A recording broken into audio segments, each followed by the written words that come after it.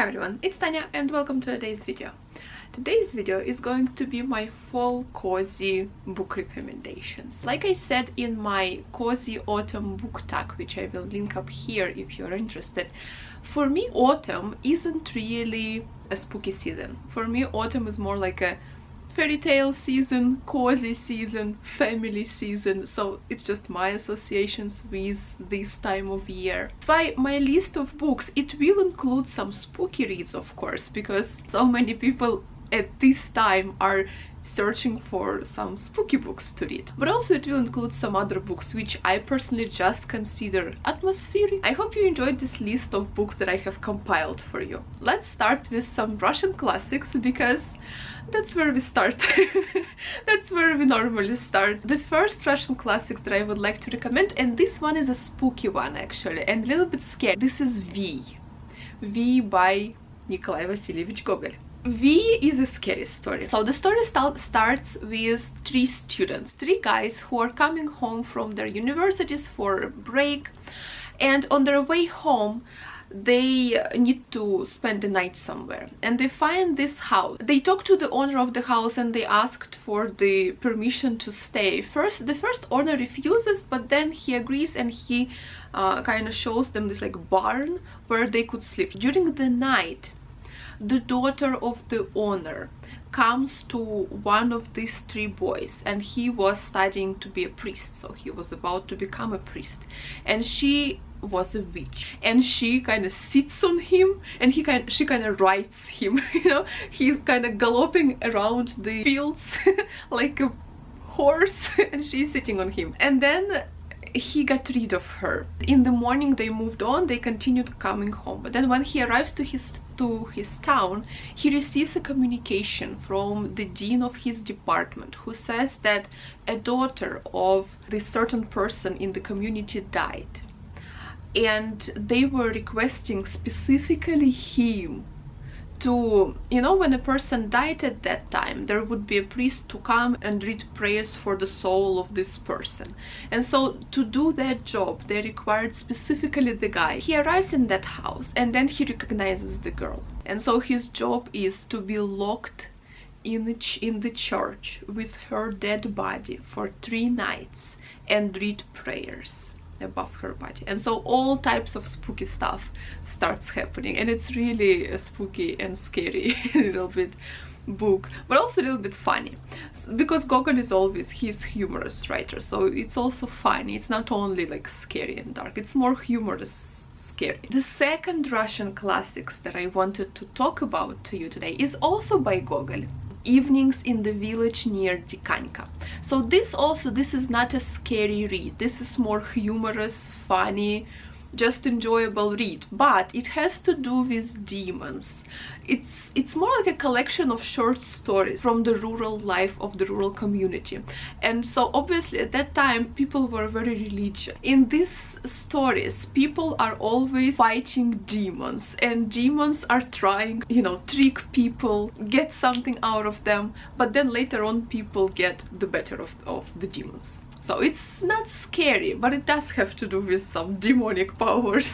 But it's more funny. It's actually more a funny read. But I would definitely recommend it. I really liked it and I really enjoyed it. Next Russian classics that I want to recommend to you is The Queen of Spades by Alexander Sergeyevich Pushkin. This is a very short story. It's not even a novella. It's a short story by Pushkin. And again, it's not necessarily scary. It's more like mysterious, a little bit spooky, like, oh, something is happening, oh, something is going on, you know. But it really isn't scary, because I cannot read scary books. I can't. It's not for me, and that's why I don't read them. And in this case, it's just a little bit spooky, a little bit dark, something like, oh. But it's you know, it's like that. The story starts with 3 young men playing cards for money, obviously, and there is this one German guy, pragmatic, very serious and stuff like that, and he doesn't play cards because he knows that he cannot afford to lose. However, he thoroughly enjoys the game and he would love to participate, and he would love to play it, but if he knew for sure that he was going to win. And so during this game, one of the players, he tells a story about his aunt, who also really liked gambling. And one time she lost a lot of money to one of the lords. Her husband couldn't pay it, he couldn't afford to pay the debt. She obviously didn't have money to pay it. And then she found this person who gave her like a magic combination of cards, and he said, like, if you play this combination of cards, you win, you will win, but you cannot share this secret to anybody. And so it happened, she played again, she won. One of her sons also got in debt, and she shared the combination with him. Now the woman is very old, and that combination also worked for her son as well. Now the woman is old, an unpleasant woman, nobody likes being in her company. And so this German guy, he decides to get that combination of cards from her, no matter what. It's a very short story, and it's really enjoyable. And it also has like some dark humor. So now, moving away from Russian classics, now I would like to recommend you some of the English classics, some of them that I read, which are not a lot, but you know, just a few. The first book from English classics is Wilkie Collins. I read The Woman in White a few years back. Really enjoyed it. It was a very compelling story. I really wanted to like read it and find out what happens. However, I do have a problem with that book. I don't like the way women are portrayed there, how he wrote to women, but if you just forgive him that, because apparently he wasn't the only one who was guilty of writing like boring and really annoying female characters. Apart from that, the mystery part of the book, like the dark part of the book, was really done very well. Also, the recommendation which I see in many people's video, obviously Rebecca. I also read Rebecca a few years back, and I really thoroughly enjoyed it. I think it was a very interesting book, and I'm sure you know what the book is about. So it's about this young girl who gets married to this man who is much older than her, and he was married before, but his wife died. And when they arrive to his house, which he's a very rich man, he has a big house with servants, she isn't really very welcomed in this house. Everybody, especially this one old servant woman, they remember the previous hostess of this house, so Rebecca. They still kind of worship her and always talk about what she did, how she was, and you know, you kind of feel this presence of Rebecca in this house, even though she has died. But at the same time, during the whole book, I was personally kind of questioning, did she really die? Because like her presence was so tangible. Like I personally was really questioning I thought maybe there was going to be a twist that she didn't die actually.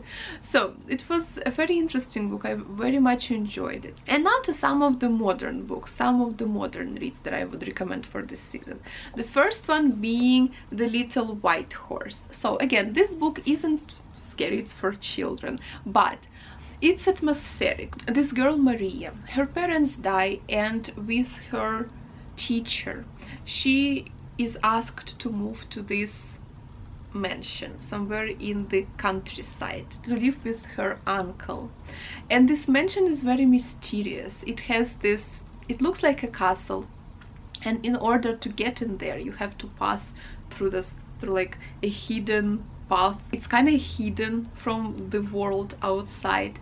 And also when she arrives there, she sees this white horse, mysterious white horse, and then her uncle tells her that she is a moon princess, and moon princesses appear in this castle every once in a while, and so they attract this white horses. Yeah, it's a very lovely fairy tale where I really enjoyed Maria's relationships with the animals in the house, with her uncle, with her other friends. So it's a very heartwarming and nice fairy tale. And also it's atmospheric because it's in the woods, it's in the castle, like there is some magic going on in the castle, and it just feels very heartwarming. So I would recommend this book also for this season. I feel like fairy tales are also very good for this season. So if you have a collection of Brothers Grimm fairy tales, or maybe just some folklore tales, I personally think that it's also a very good choice for this cozy season.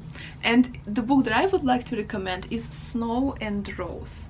This book is very beautiful, illustrated by the author, and it has some very beautiful and really just masterful pictures. Snow and Rose is one of my favorite Brothers Grimm fairy tales. I still prefer the original. I don't know, I just really like the original fairy tale, but this retelling is also very nice and also heartwarming.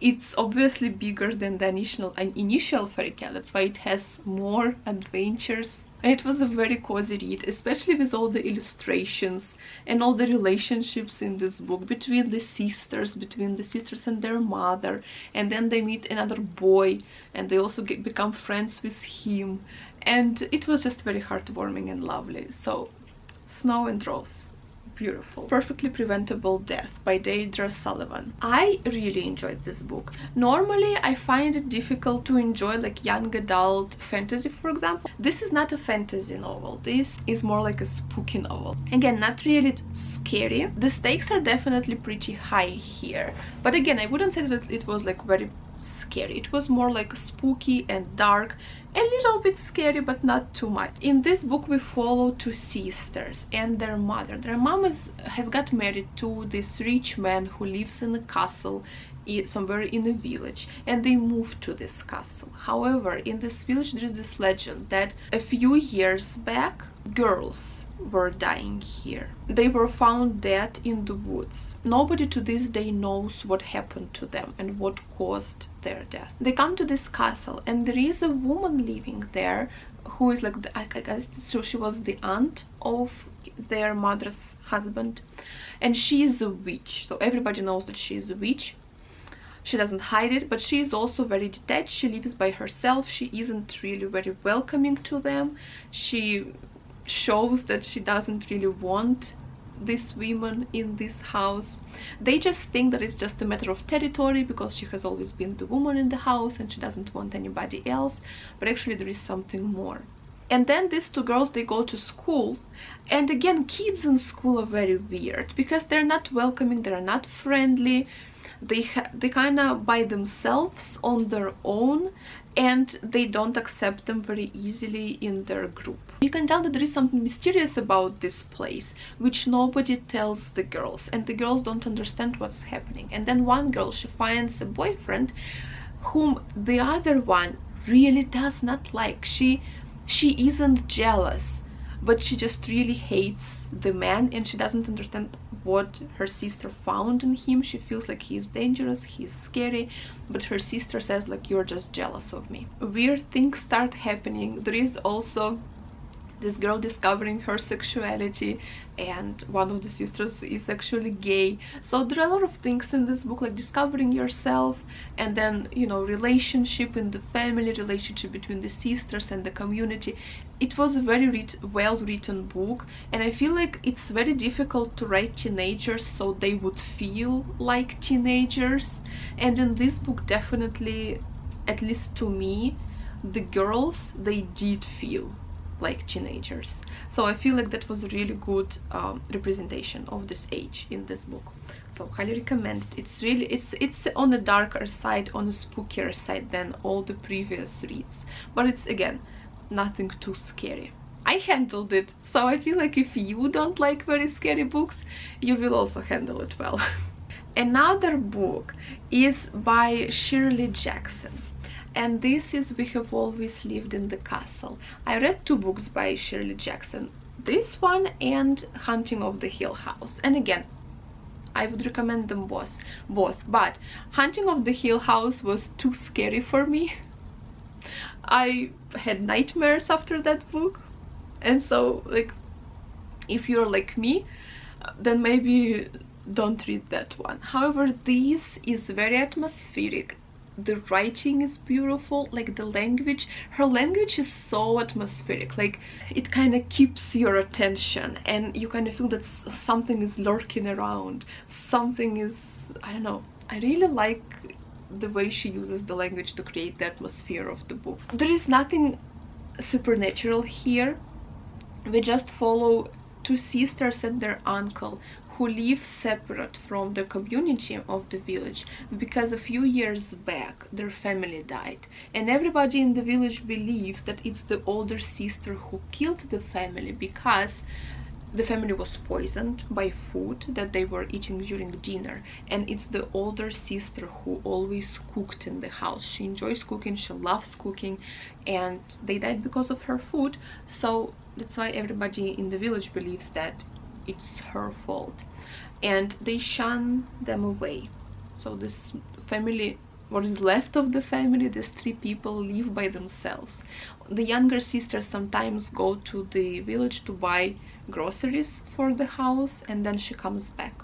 There is also this legend that this family is very rich, and inside of the house they keep these golden coins and like a lot of money, and so there of course will be people who will try to get hold of those riches. So it's a very weird book as well, like the ending is very weird, but I so much enjoyed it, so I would highly recommend this book. And I really want to explore some of Shirley Jackson's other writings. If you read some of her other books, please recommend me in comments which books I should continue with, but something that is not too scary, because then I will be just terrified.